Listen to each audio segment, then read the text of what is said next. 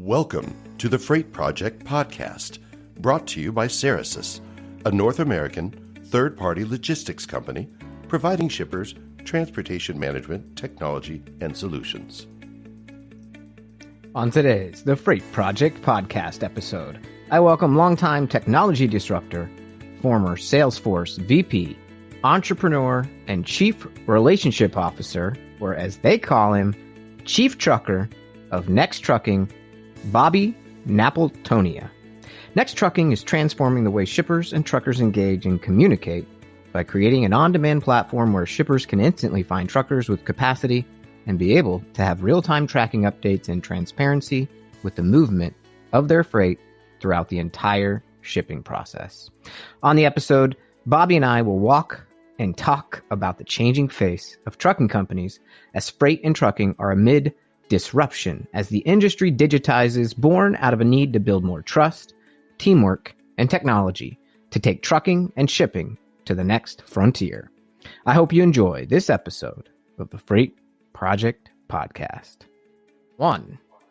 Well, hello, Bobby. It is great to have you on the Freight Project Podcast. Since you are a first-time guest, I hope maybe the first of several over the next few years. I want to make sure our listeners know who you are and what company you represent. So if you could, please let us know a little bit about Bobby. Most certainly. Well, first and foremost, thank you so much for having me, Adam. I'm really excited to be here and most excited to sort of share our message and start hopefully receiving feedback from the countless shippers out there looking to say, how can we change their lives? My name is Bobby Napiltonia, and I work with Next Trucking. That's N-E-X-T. And I've been here a little, just about 8 months. We are a technology company specifically focused on a driver-centric marketplace that connects independent truck drivers and small fleets, which represent about 90% of them on the road, with the world's largest shippers using technology to make the flow of goods from ship to shelf easier for businesses, and most importantly, more fluid, more profitable for the drivers, and what we really like to believe is a new level of transparency that this industry is in dire need of. Yeah, that's right. And I think, a lot of people will use sort of this catch-all term when it comes to technology called visibility, right? We hear about supply chain visibility. We hear about end-to-end visibility, or maybe even shipment level visibility. And I think because of things sort of perhaps with the ELD mandate that we first saw come into fruition, which started kind of putting more technology inside of trucks. And of course, the explosion of things like AI, machine learning, and cloud-based supply chain systems in the WMS space, and in our world, the TMS space, it is clear that more technology is coming into the industry. But I guess I'm curious, as someone who, has been a part of technology for a big part of your career, as I learned in our conversation before this recording, what do you think is the driving force of this seemingly rapid pace of disruption, or this rapid, increase in the use of technology in the supply chain and logistics? Do you have some maybe points that you see out there that are driving this infusion? Most certainly. So if you think about transformation and technology and adoption as a whole, and if we separate it and I put it into two buckets, we'll call them, one as a consumer and one as a business person. Generally, consumerization of technology is rapid mass adoption because of things like the network effect, the ability to have mass scale sharing, and versus the change management required to move it over into business, which is process reengineering, the flow of information and goods across different people. And so in the world today, specifically in America, there are only 3 industries left to take advantage of fully embracing and having technology do a transformation. And those are healthcare, education, and then I would say transportation and logistics. And if you take the last one of which we're discussing in depth today, this has already been happening on the consumer side for, the last 5 to 10 years with folks like shared car rides. And then you had delivery of food. Before, we'd only get it from Pizza Hut. Now I can get food delivered from anyone. And you saw their deliveries drop by as much as 75% because the internet made the world flat, but the internet also made the ability to deliver to a consumer flatter as well. And then you parlay that and say, why can't I have that same type of experience when I leave my home and my personal life at work? And it's mainly because of the transformational needs necessary to happen run throughout the entire organization in an enterprise. And so if you think about what e-commerce has done to most people that buy, sell, or trade goods, it has really forced you looking to the bottom line, but it probably has also really had an effect on your supply chain, which then makes you start looking at what are the costs of my supply chain? Where do they get affected? And as you and I were talking earlier, it's interesting, you were in the building space prior to this. I was too. And a lot of those decisions, even if I had the largest portfolio of buildings around the world, they were always made locally, who I know because I was the building manager. And we see a lot of that actually occurring in the transportation space. And so my goal this year is to talk to the top 100 chief supply chain officers, just as I did across many of the 32 years in transforming industries that affect people daily today, ranging from energy to communications to cloud infrastructure, and let them know why Next is here for them and really establish the 3 T's, as we call them: trust, teamwork, and technology. And ultimately, the 4th T, called technology, will help across all 3 of those.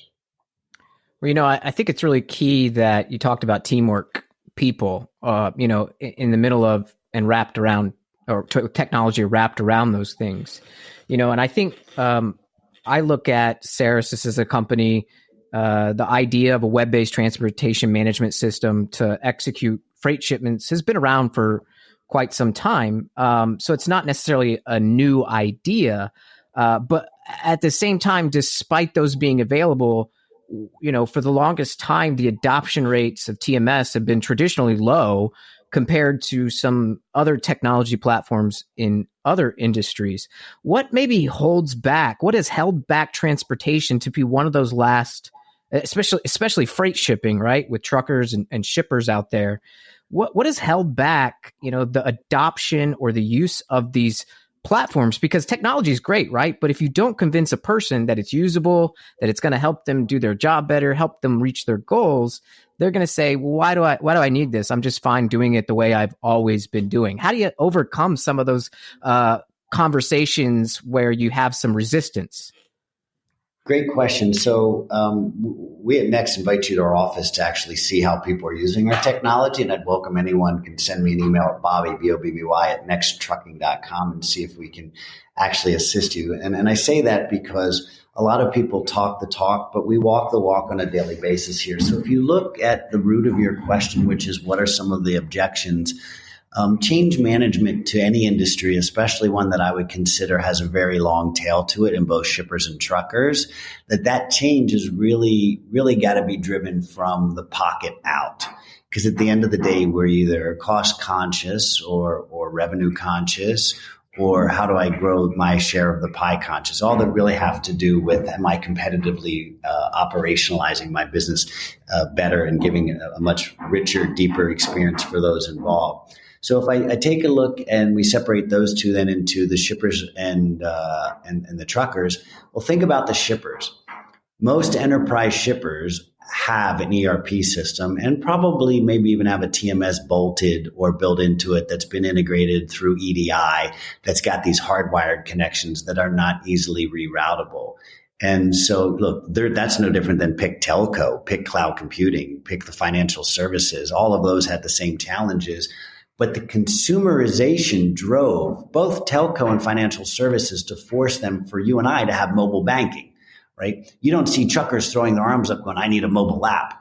And that's why we as a trucker-centric company are driver first and empowering drivers as our mission, with our vision really being painless freight. And so when you couple all 3 of those together, that gets me excited. As the son of a trucker myself, that's what drew me to Next. And when I talk to truckers, and we had them in our office last Saturday, and I really try to show and share with them, why Next is here and how we went out and raised capital so that we could give truckers $1,000 a day by going and asking the companies that ship product to trust Next, because we've now onboarded and helped train, and we've empowered them to have their truck, their load, their way, yet always deliver it on time, because all the shipper cares about is ETA. To your point, can I get it from the ship to the shelf as fast as possible without having any delays, with predictability, so that I can actually have my supply chain be fluid, know when it's showing up at my warehouse, have that integrated into my WMS. And so there are a couple of theories that we've been testing and some that we're actually accelerating on in that area. Okay. Well, I really like your focus on the trucker. There's a lot of different stories out there about things like the truck driver shortage. What's the impact? And we did a webinar recently on this of self-driving trucks. We did it with Too Simple. There's a number of companies out there who are pioneering that. But it seems like with, trucking, the number one job in America, it seems that there's some efforts to try and lower their truck driving age. What are you guys doing, or what are you hearing from truckers when it comes to that conversation about the truck driver job? Are people worried about their jobs? Do they think there's a truck driver shortage? What do truckers really need from carriers, from shippers, in the industry at large to be more appreciated? Because without them, our stuff wouldn't get to where it needs to go. So I think it's awesome that you guys are putting some emphasis on that. All right. So you just hit on something that I love to talk about, the word appreciated. Then I can have a lot of words like respect and different fall off of that. And because I say that because at the end of the day, truckers' lives matter and they're people too. And I don't necessarily think that many folks share that same perspective. But I can tell you when I meet with, call it Fortune 1000 companies, and I talk about our driver first mentality and program, and that our whole crusade is to go out and help alter and change. Now, when I say that, by the way, walk down this path with me. Take the Port of LA. And if I've got a group of drayage drivers that are making $1,000 a day that live locally in or around, say, call 60 miles of LA, where do you think they're going to go and spend that money? In the community. And so in essence, what Next is doing and allowing the largest companies in the world is to have corporate social responsibility to assist a group of people that are actually fueling our economy for delivering the goods that we need daily, like baby formula and toilet paper, all the way down to medical goods that we need to do a surgery, to spending the money that they've earned carrying those goods in the local community to keep that flow going around. And so with that mantra of $1,000 a day drivers and our quest to make sure that everyone has that opportunity to earn it, I'll talk to a shipper. And when I share that same care, so if you've heard me speak before, the way I look at it is these cans are like our kids. And you're trusting me to watch your kids. And what you want to make sure is that I've got visibility on them so they don't drown at the pool, and that they actually show up at school on time, and that I fed them 3 times a day. And what we find is when we engage with the truckers like that and actually share, they care about what they're delivering because they understand I want them to be home Thursday night to watch their daughter's dance recital. It's just not a task. It's a job. It's funny. I had a driver come in this morning. I saw him and I went and talked to him and said, "Hey, Thomas, what's up? I've seen you a couple of times now in the past couple of weeks." And he happened to be in the neighborhood. He knows he can stop by the next office. He was grabbing a snack, a cup of coffee, saying hello. And he shared with me, "I love my job because you people actually care about us as a whole." And that kind of makes you feel good. And you wake up and you have a moment like that, knowing that you too are creating technology that's making the entire world a better place to ship and serve the people that allow us to live our daily lives the way we have them. That's right. Well, how about that? Technology as a tool for personal autonomy and enablement. And I know as a technology provider, sometimes we forget about the human part of what we're doing because we focus so much on the technology. And I think about technology and data is the next thing I think about when I think about a platform or any SaaS offering. And, we talk a lot about the need for shippers and logistics service providers to do better at gathering data, whether it's in creating a carrier scorecard, so you make sure you're using the most reputable carriers. But on the flip side, truckers and carriers themselves should be doing the same on shippers so that they can come together and kind of have a shared conversation around fact and around data, and not from a mean standpoint or a zero-sum game, blame each other standpoint, but as a way to really, truly continuously improve. So in your early months here at Next Trucking, as you guys have worked with these truckers, specifically on drayage, are they seeing the value themselves of data? Are they using that to score maybe their own customers that are shippers? How are they using data to improve their outcomes? Yeah, so great. Let me unpackage that, because there's a set of, I think, particular questions that I can do. And I was taking some notes, so if I miss any, please pull me back in. So data is key in any industry. Look at you and I first. You probably have credit cards in your wallet, don't you? Oh, yeah. Without the people that you spent the money with sharing that you paid your bills on time, would you have ever gotten that credit card? Probably not, unless I committed fraud, and I'm not a big fan of that. Right. So what I really am trying to emphasize is that the fundamental ability to start collecting data and then sharing it gives benefit to all of society. But as it relates to the truckers, the data that we're gathering is your load, your way. And so I sort of understand your preferences, and those are what I would serve you when you come on to my marketplace. I know where you like to go, where you live, how you like to have your day go, what is the flow that happens with that. And so therefore, it's almost, I book a trip, I know I get aisle seat preference and a particular meal, and it just sort of knows that and learns. And we will see technology continue to drive in the background a better user experience for the consumers on both sides. Hey, should I ship a different way? Should I ship a different line? So we started a project that I'm really excited about, which is scoring the ports and the terminals and the shippers and the truckers, almost to a fact that it will affect how we engage with them. What are the turn times at the terminals? Should you pay more or less? Because what I've seen and gathered is no different than enterprise software pricing of the 90s, where I sell you something up front, but the iceberg pricing below it, otherwise known as accessorials, has a long tail and drags it, and that really crushes the shipper. I refer to those generally as those are just blockbuster late fees, and we know what late fees did to Blockbuster, along with some bad technology decisions. I think a Dallas headquartered company, so a fellow Texan for you. Oh, yeah. Yeah, I miss Blockbuster, but I do appreciate my Netflix and chill days, so I'm not too upset, A business isn't always for the weak-hearted, right? And it's all about using the right decisions and using the right technology. And what happened to Blockbuster? Well, technology juggernaut came along and said, we can do it a little bit better. And guess what? They learned your preferences, and Netflix does a pretty good job at saying, here's how to keep engaging with my platform. And I actually want to talk a little bit more about that engagement aspect. A lot of people get scared about technology. Some do. And I think that's lessening as the world goes on day by day. But, there's the fear of the robot apocalypse. What about the truck driver's job? What about everybody's jobs? Are we going to be automated out of existence? And it seems like what you're saying really is that we're using technology perhaps to bring more intimacy into business relationships and bring more collaboration around data, so that we're not talking about just how to survive, but we're truly talking about how to enjoy it, thrive, and have a little bit of human touch back to the equation.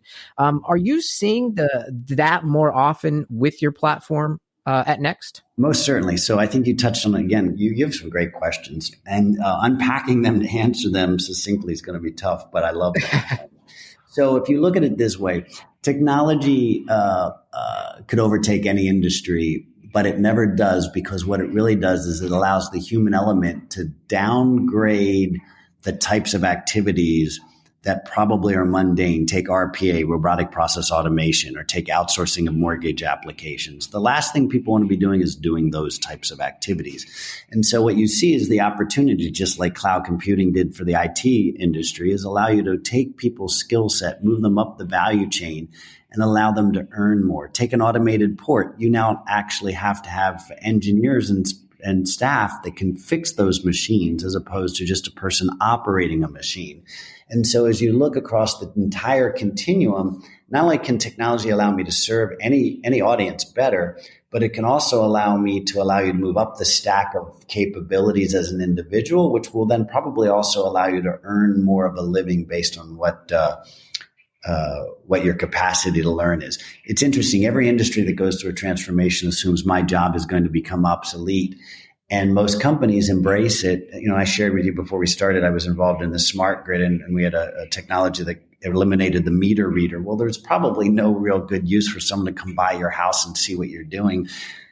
in terms of how much you consume, that should be able to be shot back. And that once they got that platform and that data, it enabled the utility to be way more efficient across the spectrum, but most importantly, touch the consumer in a way never ever before seen. And you see the exact same thing happening in our world where we're touching, and now we call the consumer, the shipper, or the trucker, the users of these applications to see it. We had a large retailer in a couple of weeks ago, and when he got to our building, the first thing he said was, "Wow, this is a different kind of trucking company." And we said, well, we're actually a technology company that, of course, we have our own trucks, because how else would I know what someone's life is unless I did it myself? And I ran the experiments, and then I created best practices. Well, just like a Cisco or a Microsoft does with their professional services team, so that I can actually scale that model out. And that then screams technology. And I think that that's a trend that you'll continue to see occur, always giving the benefit in a better experience, which most likely will produce higher margins and more revenue. Well, and you look at the advent of things like smart home security, or things like a Fitbit, or, the Apple Watch, where it's tracking your health and it gives you more data insights, where you're really spending your time as efficiently as possible. Did this workout achieve the goals that I put forth? Is the data showing me that? And so you perhaps reach your outcomes more often. You're less disheartened than you were before. You're not, saying none of this is working, and you're not getting frustrated. And that's vital time that you can give back to the things that you want to focus on. And, I think all businesses today are trying to deliver something, right? And at the end of the day, all companies probably exist to solve a problem.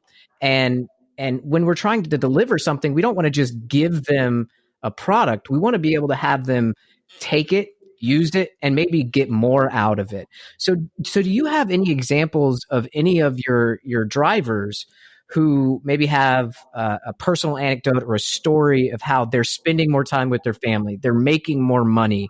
How is it impacting their day-to-day lives? Oh my gosh. So our goal is to create one a week on a driver hero success story. And if you go to our YouTube channel, you can see a whole host of, because we really want people like to listen to people like them that have already been through something that they want to get into and raise a degree.